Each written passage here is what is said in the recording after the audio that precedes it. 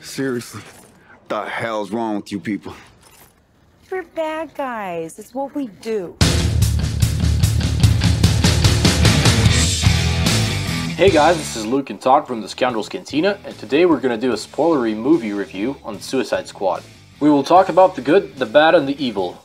Might also put an Easter egg or two. Let's start. The good parts of the movie are that we get introduced to a lot of new characters that made their first appearance in this movie, so let's count them down. Deadshot, Harley Quinn, Amanda Waller, Captain Boomerang, Enchantress, Rick Flag, Killer Croc, Katana, El Diablo, and of course we have the Joker, but we have seen him before. We love the energy in the movie because, as most of you know, DC was always darker than Marvel, and now, through Suicide Squad, we get a lot of fun scenes, jokes, and not utter seriousness like other DC movies. Jared Leto's Joker was good, but just didn't seem to top Heath Ledger's Joker from the Dark Knight trilogy because, first of all, he didn't get a lot of screen time like we thought he would. He was more of a C-list character in the movie, and basically the only reason he was in the movie at all was because of Harley Quinn. So that was kind of disappointing because we don't have a scene that we can say is our favorite Joker scene in the movie. But anyways, he did his job in a good way and we get to see another version of the Joker. He will be back for sure in other DC movies and rock over there.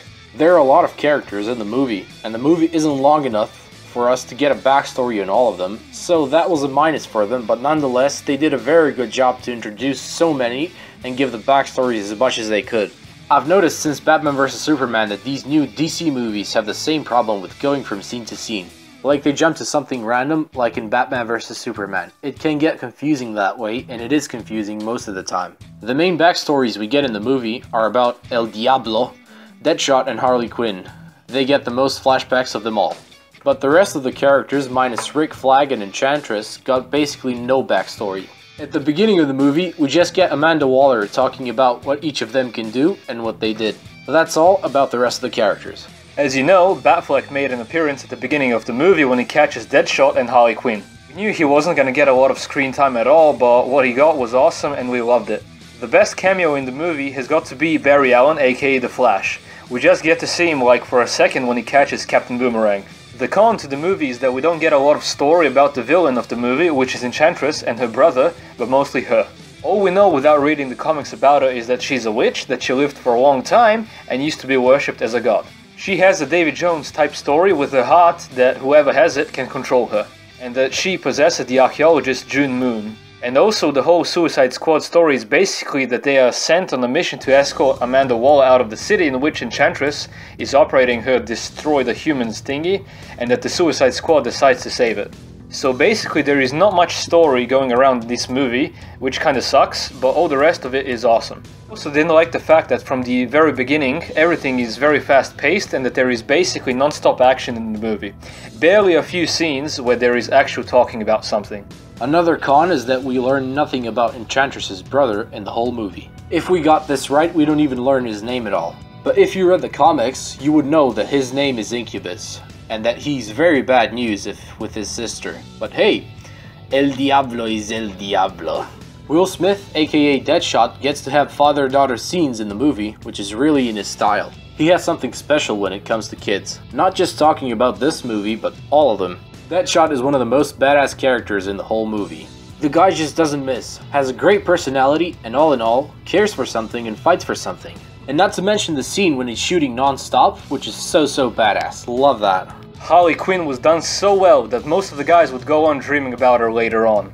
We see her backstory and the way she became the crazy Harley Quinn, which is a big Easter egg from the comics and taken directly from there. She's a therapist for the Joker in Arkham Asylum and slowly starts falling in love with the clown. Now the difference here is that in the comics she became crazy over time while spending time with him, but here she fell in love with him and helped him escape Arkham, from which he tortured her and used electroshock therapy, which made her crazy. The only thing the Joker does in the movie is that he's trying to free Harley and be with her. That's it. And she's trying to escape and be with him. We even got to see her famous black and red costume for a brief second, and also when she's gearing up for the mission. By the way, she's hot. Captain Boomerang's got no backstory, but is one of the funniest characters in the movie. As well as Killer Croc, which everyone expected to be just a grunt, but he's got a lot of funny moments. I'm beautiful. All we get to see from Katana is that her sword absorbs the souls of those she kills, and that her husband was killed by it and that she avenged him. And also she communicates with his soul through the sword. El Diablo is a good guy that feels regret for killing his family and wants no part of their mission. In the end, he finds a reason which is worth fighting for and ultimately dies and sacrifices himself for the rest of the squad. And all that's left is Rick Flag and Amanda Waller. Rick Flag's girlfriend is June Moon, and he wants to save her from her alter ego, the Enchantress, which took control over her. He's also the leader of the squad. Nothing much to say about him, because there is no backstory for him either. The thing we really liked in this movie is that this isn't good versus evil, but in fact is bad versus evil. The Suicide Squad is full of bad guys, but the Enchantress is evil and they go against her and in the process become better guys. Yes, you heard me, not good, but better. Gotta love a redemption story and that everyone can become better and good.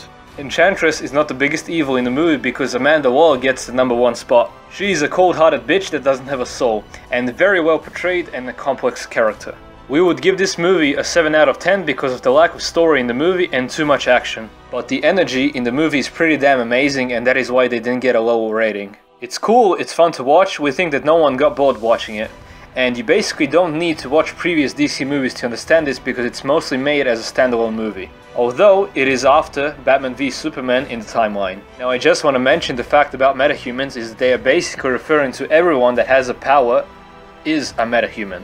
The Flash is a metahuman for a fact and is in the comics and the TV show, but the rest of them are not so much. If we got this right, even Superman was referred to as a metahuman. Correct us if we're wrong. In the TV series Arrow, there was supposed to be a Suicide Squad, but Warner Brothers cancelled and killed the characters off because of the movie, and we just want to ask you, which Suicide Squad did you like better? Although we didn't get a lot of same characters, mostly just Deadshot and Amanda Waller. Anyways guys, we hope you enjoyed the video, and be sure to tell us your thoughts in the comments down below. Like and subscribe for more videos like this one, and remember, God is awesome all the time, have a decent day, and we will see you in another video.